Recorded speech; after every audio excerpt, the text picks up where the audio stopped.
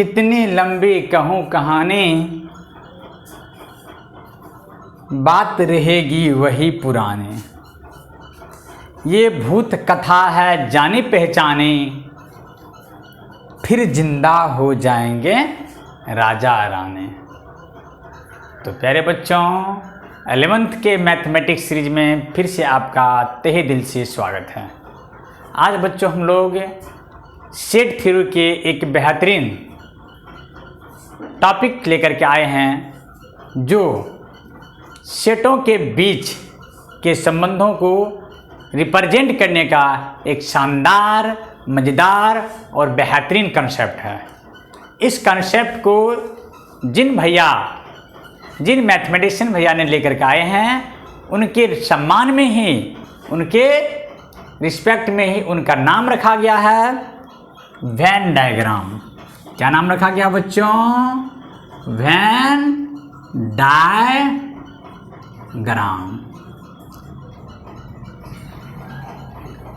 Venn diagram का एक और नाम है बच्चों, जिसका नाम Euler, AULAR, Euler Venn diagram भी नाम से जाना जाता है। लेकिन कुछ लोगों को आयलर भैया पसंद नहीं है, जिसके वजह से उनका नाम, आयलर भैया का नाम किसी बुक में नहीं दिखता है। लेकिन चिंता करने की कोई बात नहीं है। आयलर भैया का भी आयलर मैथमेटिशियन जो थे, उनका भी दो सेटों के बीच के रिलेशन को रिप्रेजेंट करने में काफ़ी कंट्रीब्यूट और काफ़ी योगदान था, जिसके वजह से आयलर भैया को भुलाया नहीं जा सकता है। तो चलिए, वेन डायग्राम क्या है या आयलर वेन डायग्राम किस तरह से रिप्रेजेंट करते हैं, उनको समझते हैं। तो ये जो बच्चे बातें हैं, ये बातें इस तरह से समझे जा सकते हैं। एक रेक्टेंगल मतलब एक आयत होता है, उस आयत को यूनिवर्सल सेट कहा जाता है। एक आयत बनाइए, उस आयत को आप यूनिवर्सल सेट के नाम से जानिए, और इसके अंदर आप सर्कल या वृत्त ड्रॉ कीजिए। इस तरह का जो रिप्रेजेंटेशन होंगे, इसी तरह की रिप्रेजेंटेशन के बच्चों वेन डायग्राम या आयलर वेन डायग्राम कहा जाता है। रेक्टेंगल आपका जो है, ये क्या है? यूनिवर्सल सेट है, और आपके रेक्टेंगल के अंदर में जो सर्कल्स हैं, वे सर्कल्स बच्चों एक सेट हैं। एक क्या है? सेट है। सेट ए हो सकते हैं, सेट बी हो सकते हैं, और अन्य सेट भी हो सकते हैं। तो किसी भी यूनिवर्सल की सेट के अंदर में जितने भी सेट्स होते हैं, वे सभी सेट यूनिवर्सल सेट के सबसेट्स ही तो होते हैं, क्योंकि यूनिवर्सल सेट से ही तो सबसेट बने होते हैं। तो यूनिवर्सल सेट के अंदर में, मतलब आयत के अंदर में जितने भी वृत्त बनाए जा सकते हैं, वे सभी वृत्त यूनिवर्सल सेट के सबसेट होंगे। और उन वृत्तों के बीच के जो रिलेशंस होंगे, जो संबंध होंगे, उन संबंध को दिखाने का, रिप्रेजेंट करने का एक खूबसूरत और बेहतरीन मेथड है। इसी मेथड को कहते हैं आयलर वेन डायग्राम या वेन डायग्राम कहते हैं। आई होप बच्चों आपको वेन डायग्राम क्या होता है या आयलर वेन डायग्राम क्या होते हैं, आपको समझ में आ गया होगा। अगर कहा जाए कि आयलर वेन डायग्राम क्या है या वेन डायग्राम क्या है, तो आयलर वेन डायग्राम और वेन डायग्राम दो सेटों के बीच के रिलेशन और संबंध को एक बेहतरीन तरीके से रिप्रेजेंट करने का एक मेथड है। इसमें बच्चों हम लोग जो मेथड को, जो सेट्स को यूज करते हैं, वो जो होते हैं, वो आपको सबसे पहले बच्चों union union of two sets, union of two sets. Next में intersection, intersection of two sets. Next difference, difference of two sets, sets. Union of two sets को, इंटरसेक्शन ऑफ टू सेट्स को, डिफरेंस ऑफ टू सेट्स को represent करने का जो खूबसूरत method होते हैं, उसी मेथड को बच्चों वेन डायग्राम या एलर वेन डायग्राम कहते हैं। इसे एक और नाम से भी बच्चों जाने जाते हैं, जिसे विजुअल फॉर्म भी कहते हैं। मतलब जो फॉर्म हमको क्या हो रहा है, दिख रहा है, दिखने वाले फॉर्म को विजुअल फॉर्म कहते हैं। आप इस फोटो को देखकर ही कह सकते हैं ये आपका सेट है, और ये बड़ा रेक्टेंगल जो है, इसके अंदर में जो सर्कल है वो रेक्टेंगल आपका क्या है, यूनिवर्सल सेट है। ठीक है ना। तो अब ए और बी के बीच में किस किस तरह के रिलेशंस बन सकते हैं, संबंध बन सकते हैं, उस अध्ययन को, उसके बारे में अब हम लोग समझते हैं। इनके बीच में जो रिलेशंस होंगे बच्चों, उनके बीच में रिलेशन या तो यूनियन के रिलेशंस होंगे, या तो इंटरसेक्शन के होंगे, या तो डिफरेंस के होंगे। यूनियन का जो बच्चों सिंबल होते हैं वो इस तरह के सिंबल होते हैं, ये इस तरह के सिंबल यूनियन होते हैं। और इंटरसेक्शन का जो सिंबल बच्चे होते हैं, इसी को जस्ट ऐसे पलट दिया जाता है। और डिफरेंस का जो सिंबल होते हैं, कोई भी सेट मान लीजिए दो, इसमें मान लीजिए कि ए सेट है और बी सेट है, इसी में ए बी सेट है ना, ए सेट और बी सेट के बीच यूनियन का सिंबल है, ए सेट और बी सेट के बीच में इंटरसेक्शन का संबंध है, और ए सेट और बी सेट के बीच में डिफरेंस का मतलब माइनस का संबंध है। इस तरह के रिलेशंस को बच्चों इसमें बेहतर तरीके से समझे जाते हैं। और उनके बाद आते हैं बच्चों complement of set, complement of set, complement of A set, complement of A set. Complement of A set क्या होता है, उसे किस तरह से रिप्रेजेंट करते हैं, इसको रिप्रेजेंट करने के बच्चों इस तरह के मेथड होते हैं। ए के कोई भी सेट लीजिए, जो ए बी सी डी कुछ भी सेट हो सकते हैं, उसके खोपड़िया पे आप या तो सी लिख दीजिए, एक ए मेथड है। दूसरे मेथड जो है बच्चों, या तो ए के खोपड़िया पे डैश दे दीजिए, इस तरह से भी रिप्रेजेंट किए जा सकते हैं। या तो ए के खोपड़िया पे डैश दीजिए, या तो ए के खोपड़िया पे सी लीजिए, या तो ए के खोपड़िया पे बच्चों इस तरह के डैश लिख दीजिए, है ना। इतने सारे मेथड से कंप्लीमेंट ऑफ ए सेट को रिप्रेजेंट किया जा सकता है। और सारे मेथड हैं, जैसे इसको नॉट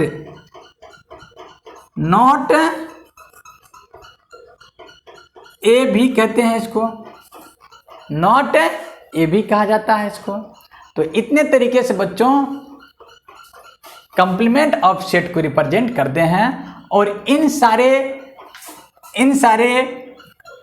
सेटों के बीच में जो रिलेशंस होते हैं, उनको रिप्रेजेंट करने का जो खूबसूरत तरीके हैं वो हैं वेन डायग्राम या एलर वेन डायग्राम।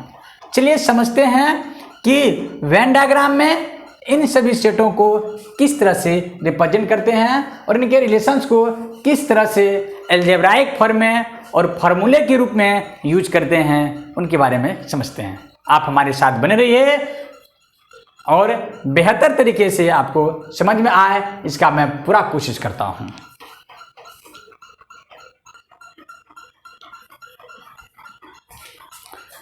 चलिए बच्चों, अब समझते हैं कि वेन डायग्राम का प्रयोग किस संबंधों के लिए किया जाता है वो देखिए। सबसे पहले कंप्लीमेंट ऑफ ए सेट, जिसे हिंदी में पूरक समुच्चय कहते हैं। एडिशन या यूनियन ऑफ टू सेट्स, जिसे सम्मिलन समुच्चय कहते हैं। इंटरसेक्शन ऑफ टू सेट, जिसे हिंदी में सर्वनिष्ठ समुच्चय कहते हैं। डिफरेंस ऑफ टू सेट्स, जिसे समुच्चयों का अंतर कहते हैं। और लास्ट में बच्चों सिमेट्रिक ऑफ टू सेट्स, इन सभी रिलेशन को रिप्रेजेंट करने का एक खूबसूरत मेथड है वेन डायग्राम। चलिए अब बारी बारी से समझते हैं। सबसे पहले बच्चों समझते हैं क्या complement of A set, complement of A set. चलिए स्टार्ट करते हैं। कंप्लीमेंट ऑफ ए सेट, आप इसे नोट कीजिए और मैं इन्हें लीड करूंगा क्योंकि इसी पे आज का लेक्चर डेडिकेटेड होगा। केंद्र में इन्हीं 5 बिंदु को रखा जाएगा। आई होप आप उतार लिए होंगे इसको।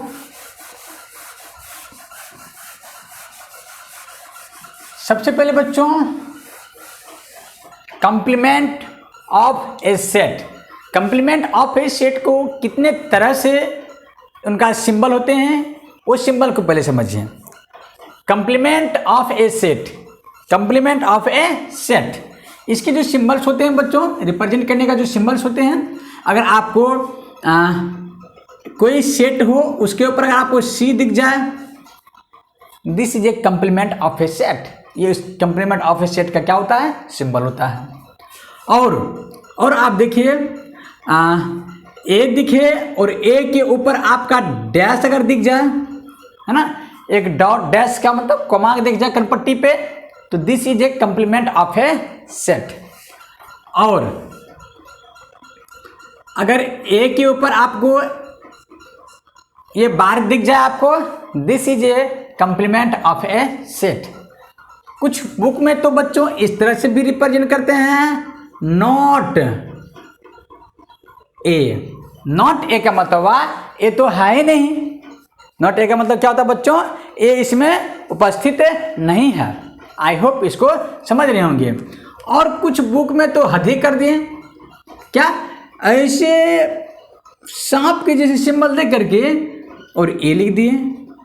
इसका मतलब भी बच्चों क्या होता है, नॉट ए, मतलब कि सेट ए उसमें उपस्थित नहीं है।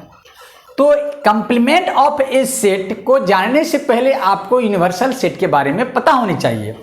तो मैं उम्मीद करता हूं कि आपने हमारे पिछले लेक्चर को, जिसमें यूनिवर्सल सेट के बारे में डिटेल से बताया गया है, आपने अटेंड जरूर किए होंगे। मैं मान करके चलता हूं कि आपने हमारे पिछले लेक्चर को, जिसमें यूनिवर्सल सेट के बारे में बताया गया है, आप उनको अवश्य देखे होंगे, ये मान करके मैं चलता हूं। चलिए बच्चों, अगर कोई सेट अगर आपको दिया हो, मान लीजिए कि एक सेट आपको ए दिया हुआ हो, अच्छा बी मान लेते हैं, ए क्यों, एक सेट आपका बी दिया हुआ हो जिसके एलिमेंट ए हो, बी है, सी है, डी है एंड ई है, ठीक है। और एक सेट आपका दिया हुआ हो ए जिसके एलिमेंट आप देख लीजिए कि बी है, डी है एंड ई है, ठीक है ना। और बी सेट और ए सेट, बी सेट और ए सेट को अगर नोटिस करोगे, ध्यान से देखोगे बच्चों, तो सेट ए में, सेट ए के जितने भी एलिमेंट है, सेट ए के जितने भी एलिमेंट है वे सब का सब सेट बी में उपस्थित है। ध्यान दीजिए, B B D D E E, है ना। तो इस कंडीशन में अगर आपको कहा जाए बच्चों कि सेट ए का कंप्लीमेंट क्या होगा, सेट ए का कंप्लीमेंट क्या होगा, तो सेट ए के कंप्लीमेंट निकालने के लिए करना क्या है, ध्यान से समझिए। बी जो है बी को काट दीजिए, डी को है डी काट दीजिए, ई है ई काट दीजिए। अब बताइए फाइनली बी सेट में कितने एलिमेंट बच गए हैं, आपको कितने बच गए हैं, ए एंड सी। इसी ए एंड सी को क्या कहेंगे, complement of A set A, complement of set ए। तो आप क्या देखें कि ए के जितने भी एलिमेंट है बी सेट से निकाल दिया गया और जो शेष एलिमेंट बच गए उसी एलिमेंट को लिख देने के बाद जो सेट बनता है उसी सेट को बच्चों क्या कहते हैं, कंप्लीमेंट ऑफ सेट ए। चलिए कुछ और एग्जाम्पल से समझते हैं, कुछ और एग्जाम्पल से समझने की कोशिश करते हैं कि कंप्लीमेंट ऑफ ए सेट क्या होता है। मान लीजिए कि कोई सेट आपका ए दिया हुआ है जिसके एलिमेंट हैं 1 2 3 4 5 एंड 6 है, और एक सेट आपका दिया हुआ है बी जिसके एलिमेंट हैं 6 है 5 है एंड 3 है, और आपको कहा जाए बच्चों कि बी का कंप्लीमेंट फाइंड कीजिए, बी का कंप्लीमेंट फाइंड कीजिए। तो क्या करेंगे, 6 इसमें है तो 6 इसमें भी, उसको काट दीजिए, 5 5 कैंसिल, 3 3 कैंसिल, बाकी क्या बच गया आपका 1 2 and 4। This is a complement of set B. I hope बच्चों आपको समझ में आ रहा होगा कि complement of set A B C D किस तरह से निकाला जाता है। जब भी आपको कंप्लीमेंट ऑफ सेट निकालने के लिए कहा जाएगा तो यह बात सुनिश्चित कर लें कि आपका यूनिवर्सल सेट दिया हुआ है कि नहीं है। तो देखिए सेट बी का यूनिवर्सल सेट क्या हो जाएगा, सेट बी का यूनिवर्सल सेट ये हो जाएगा। क्यों? क्योंकि सेट बी के जितने भी एलिमेंट है वे सभी का सभी एलिमेंट इस सेट में उपस्थित है। आप ये भी कह सकते हैं कि बी जो है सेट ए का सबसेट है। तो यूनिवर्सल सेट क्या होता है, यूनिवर्सल सेट सभी सेटों का क्या होता है, सुपर सेट होता है ना।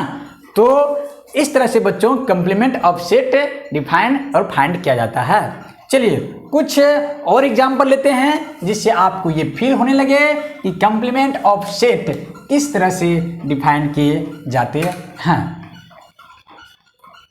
मान लीजिए कि एक सेट आपका ए है जिसके एलिमेंट है आपका अल्फा बीटा राम राधा, इस तरह के एलिमेंट है जिसका इसमें और पी भी है एंड क्यू भी है ना, ये आपके एलिमेंट है। और बी एक सेट है जिसके एलिमेंट है आपका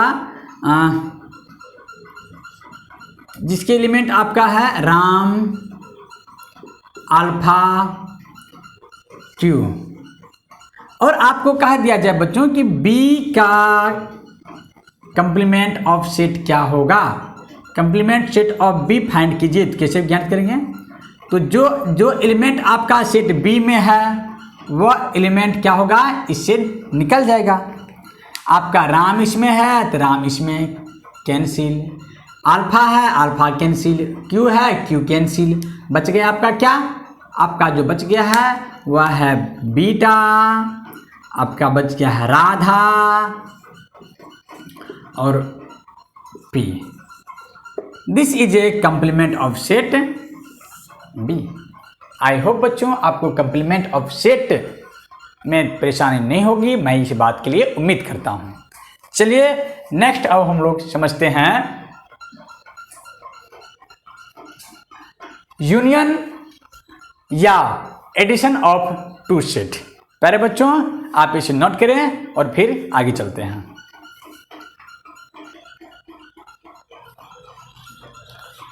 चलिए बच्चों इनको समझ लेते हैं। कंप्लीमेंट ऑफ सेट के जो कुछ प्रॉपर्टी हैं उनको समझते हैं। चलिए मान लीजिए कि यूनिवर्सल सेट है एक जिसके element 2 3 4 alpha beta Ram and Shyam है। एक सेट ए लिए जिसके एलिमेंट 2 3 अल्फा श्याम है। बी सेट लिया फिर alpha beta 4 3 2 Ram and Shyam लिया। एक सेट सी लिया जो फाइव सेट है, मतलब कि एम्प्टी सेट है, ठीक है ना। चलिए बारी बारी से सबका कंप्लीमेंट लेके देखते हैं। ए का कंप्लीमेंट लीजिएगा तो ए के कंप्लीमेंट लेने के बाद ए के अंदर जो भी एलिमेंट है वो यूनिवर्सल सेट में क्या होगा, बाहर हो जाएंगे। तो बचेंगे क्या, आपका 4 बचा, 4 लिखे यहाँ पर, और बीटा है बीटा राम और राम, ये आपका ए कंप्लीमेंट हो गया। बी कंप्लीमेंट उसी तरह से निकालेंगे। तो आप ध्यान देंगे तो बी में जो है वो सारे एलिमेंट है जो यूनिवर्सल सेट में एलिमेंट है, तो दोनों कट करके क्या हो जाएंगे, 5 सेट हो जाएंगे। तो याद रखिए तो कोई भी सेट का कंप्लीमेंट सेट नल सेट हो सकता है जब वह यूनिवर्सल सेट के क्या हो जाए, बराबर हो जाए। तो देखिए बी सेट जो है इस सेट के क्या इक्वल हो गए हैं, इसीलिए बी का कंप्लीमेंट क्या हो जाएगा, 5 हो जाएगा। एक सी सेट लिया, सी सेट देखिए ये 5 सेट पहले से है। अगर सी का कंप्लीमेंट लेंगे तो सी का कंप्लीमेंट लेंगे तो सी में तो कोई एलिमेंट नहीं है, इसमें तो कोई एलिमेंट बाहर नहीं होगा, इसलिए जो सेट है आपका वही सेट यहाँ पर आ जाएंगे। तो इसी गुण को बच्चों, इसी प्रॉपर्टी को बच्चों मैंने एक शॉर्टकट में लिखा है। किसी भी कंप्लीमेंट सेट को फिर से कंप्लीमेंट ले लिया जाए तो आपको वही सेट आपको मिल जाता है। और फाइ का कंप्लीमेंट यूनिवर्सल होता है। आप देख रहे हैं यहाँ पर फाइ का जो है कंप्लीमेंट है, फाइ का कंप्लीमेंट क्या हो जाएगा? यूनिवर्सल। देखिए यूनिवर्सल सेट आ गया है। और यूनिवर्सल का कंप्लीमेंट क्या होगा? फाइ रिवर्स होता है। यूनिवर्सल का कंप्लीमेंट फाइ होता है और फाइ का कंप्लीमेंट यूनिवर्सल होता है। और किसी भी सेट का डबल कंप्लीमेंट लिया जाए तो फिर आपको वही सेट रिसीव्ड प्राप्त हो जाता है। और बच्चे एक फॉर्मूले हैं, इसे हम लोग सवाल करते वक्त यूज करेंगे, तो ध्यान से देखिए और इनको सवाल करते वक्त इसको बेहतर तरीके से समझ पाएंगे। लेकिन फिलहाल कि आप ये जान लीजिए कि number of set A plus number of set A complement equal होता है नंबर ऑफ यूनिवर्सल सेट के बराबर होता है। आप ध्यान से देखिए, ये आपका ए सेट है, ये जो है बच्चों आपका ये सेट है, और इसका कंप्लीमेंट अगर आप देखेंगे तो आपका ये आया है ना? ये आपका क्या है? कंप्लीमेंट है। किसका? ए का कंप्लीमेंट ये है। और इस दोनों का अगर आप यूनियन करेंगे, यूनियन ऐसे बताए नहीं है, ये आपका प्लस जो होता है बच्चों वो यूनियन के सिंबल होते हैं, तो ये यूनियन अगर करेंगे तो फिर आपका क्या आ जाएगा? यूनिवर्सल सेट ही आपको मिल जाएंगे। आई होप बच्चों इनको सवाल करते वक्त आपको ज़्यादा समझ में आएंगे। तो इनका वेन डायग्राम या आयलर डायग्राम किस तरह से होता है वो समझते हैं। एक यूनिवर्सल सेट लेते हैं जिसमें 1 2 3 4 5 6 7 एलिमेंट है। ए सेट इस तरह से है, एक डैश निकाले वो ए सेट आया। देख लीजिए ए 1 3 5, इनमें से 1 3 और 5 निकलेंगे, बाहर हो जाएंगे तो क्या बचेंगे? 2 4 6 एंड 7, ये ए डैश हो गया। तो इसको वेन डायग्राम में किस तरह से बच्चों रिप्रेजेंट करते हैं ध्यान से समझिए। इसे बच्चों नॉट ए भी कहते हैं। इसे क्या कहते हैं? नॉट ए भी कहते हैं। मतलब क्या हुआ कि इसमें ए है ही नहीं, ध्यान देखिए, है इसमें ए, न 1 है इसमें, न 3 है इसमें, न 5 है इसमें, इसको नॉट ए भी कहते हैं। तो अब अगर आप ध्यान से देखेंगे तो ये आपका यूनिवर्सल सेट है। ये रेक्टेंगल क्या होता है? यूनिवर्सल सेट होता है। इस यूनिवर्सल सेट में ये सारे एलिमेंट है और उनमें से आपको क्या निकलना है? 1 3 और 5। ए सेट है जिसमें 1 3 और 5 है, तो ये अगर आप निकाल लेंगे तो आपका क्या बच जाएगा? बाकी तो ये बच जाएगा ना आपको, बाकी जो एरिया बच गया आपका यहाँ से लेकर के यहाँ तक, बाकी जो इस सर्कल के छोड़ करके जो भी एरिया बच गया वही एरिया आपका क्या हो जाएगा? एक कंप्लीमेंट हो जाएगा, नहीं हो जाएगा? आई होप बच्चों एक कंप्लीमेंट को वेन डायग्राम में किस तरह से रिप्रेजेंट करते होंगे वो आपको समझ में आ गया होगा। ये जो बात बच्चों इस ए सेट को छोड़ करके बाकी जो एरिया आपका बच रहा है बच्चों, वो एरिया जो होगा वो एरिया क्या होगा? वही एरिया को बच्चों कंप्लीमेंट ऑफ ए कहेंगे, कंप्लीमेंट ऑफ ए कहेंगे। ये बाकी सभी एरिया आपका क्या हो गया? कंप्लीमेंट ऑफ ए। क्यों? कि इस बाकी एरिया में ये सेट आपका इन्वॉल्व नहीं है। आई होप आपका वेन डायग्राम क्या होता है कंप्लीमेंट सेट का और उसका क्या प्रॉपर्टी होते हैं वे आप समझ गए होंगे। अगर पूछा जाए नल सेट का कंप्लीमेंट क्या होता है? Universal set. यूनिवर्सल सेट का कंप्लीमेंट क्या होगा? Null set. आई होप बच्चों आपको समझ में आया होगा। अब हम लोग बात करते हैं यूनियन ऑफ एडिशनल सेट के बारे में। आप इसे लिखिए और फिर आगे बढ़ते हैं।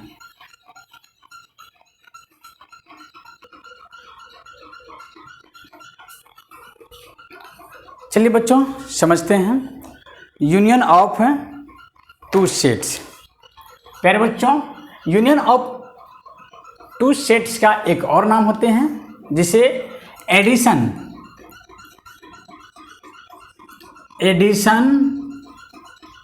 ऑफ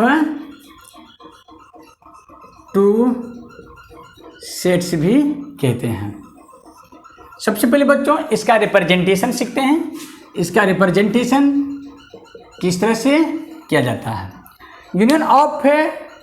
यूनियन को बच्चों रिप्रेजेंटेशन जो होता है वो कई तरह से किए जाते हैं। तो कितने प्रकार से किए जा सकते हैं वो समझिए। सबसे जो पॉपुलर और फेमस सिंबल है उसका नाम है बच्चों, जैसे मान लीजिए कि कोई सेट आपका ए है और दूसरा सेट आपका कोई बी है, तो ए और बी के बीच में जब हम यूनियन लेंगे, एक रिलेशन बनाएंगे, जो रिलेशन लेंगे वो उसका नाम होगा यूनियन। तो वो यूनियन का सिंबल जो होगा वो इस तरह से होगा, है ना? इस तरह से सिंबल होगा जो उसको क्या बोलेंगे? ए और बी के बीच में क्या हुआ है? यूनियन हुआ है। क्या हुआ है? यूनियन। यूनियन, ठीक है ना। इसी सिंबल को बच्चों क्या बोलेंगे, यूनियन। एक और सिंबल होते हैं बच्चों, क्या सिंबल होते हैं, ए और बी दो सेट हैं, इनके बीच में अगर प्लस का भी सिंबल दे दिया जाए, ध्यान रहे हैं, अगर प्लस का भी सिंबल दे दिया जाए, दिस इज ए यूनियन, ठीक है। आप इसे भी क्या बोलेंगे, यूनियन। मतलब ए और बी के बीच में क्या हुआ है, यूनियन लिया गया है, और यूनियन का सेट यहाँ पर देख रहे हैं इस तरह का होता है, ये भी यूनियन का ही सिंबल है और ये भी यूनियन का ही सिंबल है। इसके तो कुछ और बुक में और तरह से भी रिप्रेजेंट किए हैं, किस तरह से, ध्यान देखिए, ए और बी के बीच में और भी लिख दिया जाए, सेट ए और सेट बी के बीच में और भी ये लिख दिया जाए, दिस इज ए यूनियन, ये भी यूनियन को रिप्रेजेंट करता है, ये भी किसको रिप्रेजेंट करता है, यूनियन का। हद तो तब हो गई, इसके एक और सिंबल बन गया, क्या सिंबल हो गया बच्चों, आइदर ए और बी के बीच में भी और का सिंबल लग जाए, दिस इज ए यूनियन, ये भी यूनियन को रिप्रेजेंट करता है। अगर दो सेट के बीच में बच्चों, फिर से रिपीट कर दें, आइदर ए और बी लिखा हो तो आप समझिए कि वहाँ पर यूनियन लिया जा रहा है, ए और बी के बीच में यूनियन का सिंबल हो तो यूनियन लिया ही जा रहा है, और प्लस का भी सिंबल हो तो यूनियन, और का भी सिंबल हो तो यूनियन लिया जा रहा है। आई होप आप इन चार कितने 1 2 3 4 सिंबल जो है, ये 4 सिंबल को आप ध्यान में रखेंगे, क्योंकि एग्जामिनर को सारे सिंबल पसंद होते हैं। कुछ बच्चे तो एग्जाम में इस तरह से क्वेश्चन इसलिए छोड़ देते हैं क्योंकि उनको सिंबल समझ में नहीं आते हैं, जहाँ क्वेश्चन जान रहे हैं लेकिन सिंबल नहीं समझने के कारण वो क्वेश्चन छोड़ के चले जाते हैं। तो एग्जामिनर को बच्चों हर एक सिंबल से बहुत ही ज़्यादा लगाव होते हैं, जिसके वजह से आपको हर एक सिंबल के बारे में जानना चाहिए।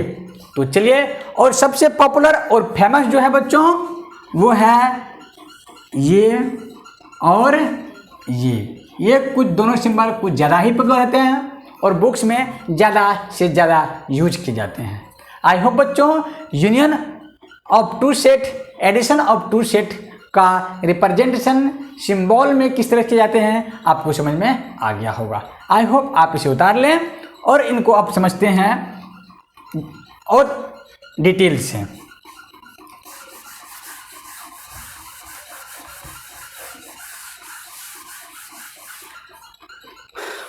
आप टॉपिक लिख लिए होंगे बच्चों, इसको मैं डिलीट कर लेता हूं। चलिए मैं थोड़ा सा हेडलाइन में लिख लेता हूं, यूनियन, ठीक है ना। ओह चलिए यूनियन लिख लेता हूं मैं।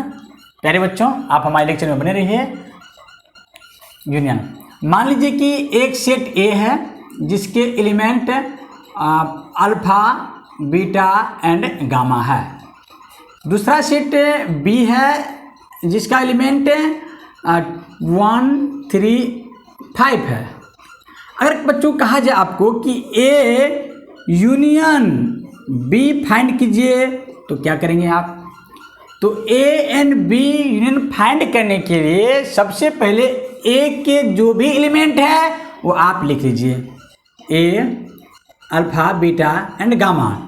और देखिए ये बी का जो एलिमेंट है 1 3 5, ये भी लिख लीजिए 1 3 and 5। This is a union A and B.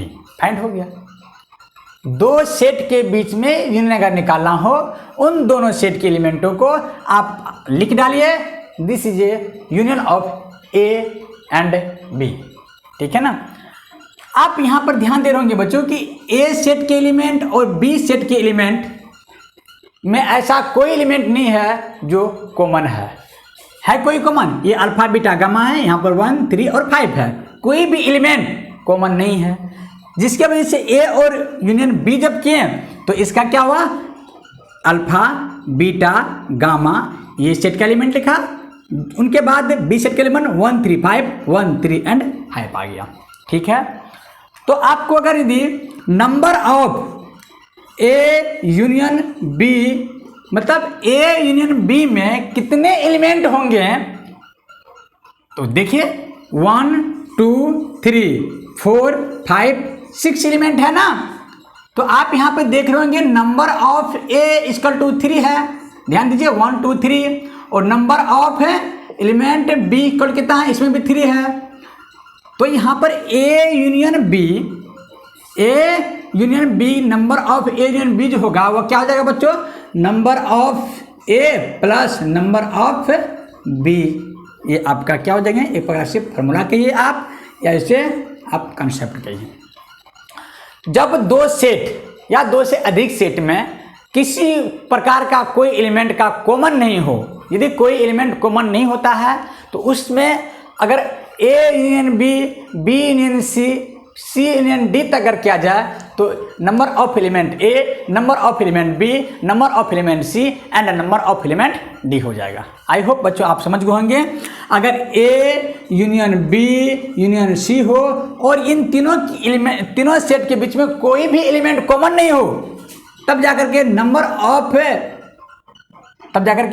Of union A union B union C क्या होगा, number of element, number of set A plus number of set B plus number of set C हो जाएगा। आई hope बच्चों आप समझ गए होंगे। इसी तरह से आप चाहे 2 सेट हो, 3 सेट हो, 4 सेट हो, इस तरह से आप फाइंड कर सकते हैं।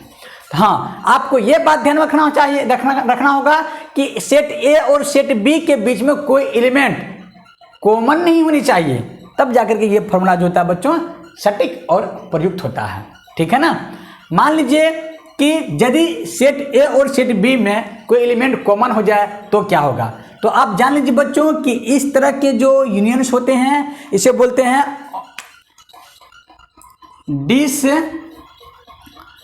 Disjoint union. इसको बच्चों बोलते हैं डिसजॉइंट यूनियन। यदि set A, set B, set C और कई भी सेट्स हो, उनके बीच में किसी प्रकार का कोई एलिमेंट अगर कॉमन नहीं होता है तो इस तरह के यूनियन को बोलते हैं डिसजॉइंट यूनियन, या हिंदी में बोलते हैं बच्चों इसे असंयुक्त समुच्चय। असंयुक्त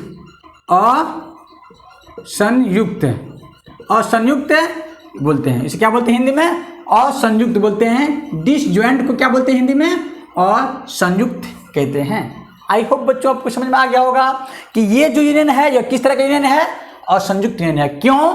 क्योंकि सेट ए और सेट बी के जो एलिमेंट में किसी प्रकार का कोई रिलेशन नहीं है, कोई संबंध नहीं है।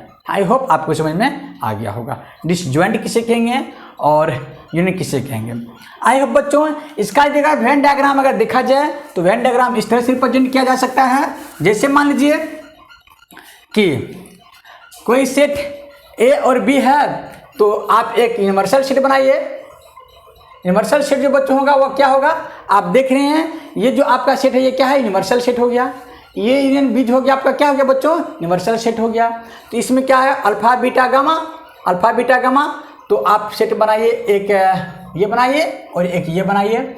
ये सेट मान लीजिए कि आपका ए है, इसको मान लीजिए आप बी है, तो ये दोनों अलग अलग है, इसमें कोई इसी तरह कोई क्रॉस नहीं किया गया है। इसको मान लीजिए अल्फा और बीटा और गामा। इसमें क्या है 1 3 एंड 5।